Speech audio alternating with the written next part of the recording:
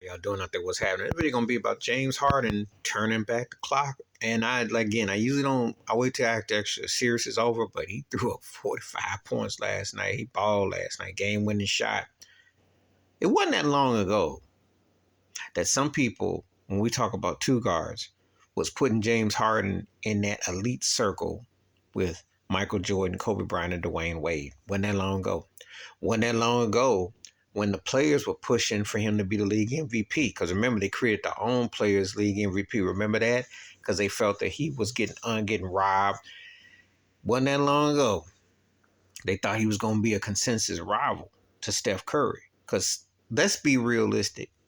Steph Curry, in terms of that holding you back situation, like how Michael Jordan did with players, this is another thing. But Steve Kerr makes that analogy about Curry.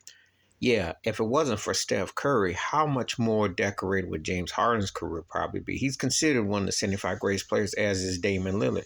But Steph Curry set such a standard and has won at such a high level that you tend to forget the James Harden reality, how this cat, from being a six-man OKC to what he did with Houston.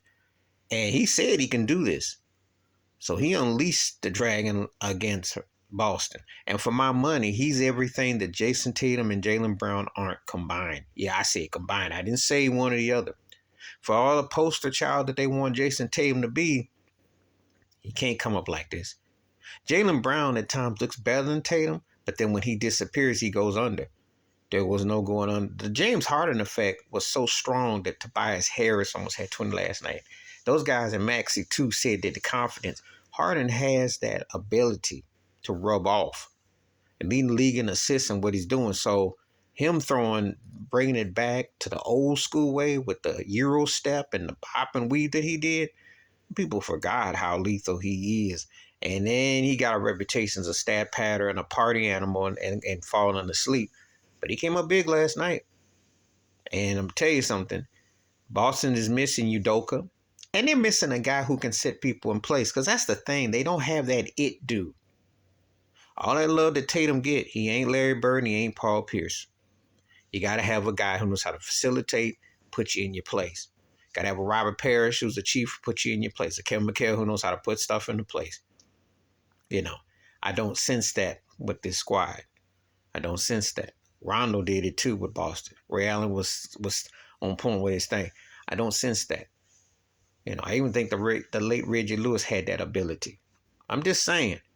They don't have that dude, and that's one of the things, along with not Udoka's ghost looming. But James Harden, tell you, don't sleep.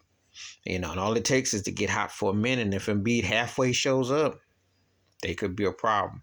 But he just was there to remind people. It wasn't that long ago when he was that dude, and he averaged 36 in the game. This is the longest between a 45 for a guy doing it for 7 years. So that should be pretty frightening in itself. That he might have another two of these in him. And if he has to go off, I don't think you'd want that. Please hit like, subscribe, with my thoughts, comments, and I do respond. Thank you. Wash your hands. Keep your mind clear. Watch out for another. Share it if you want to. I'm out.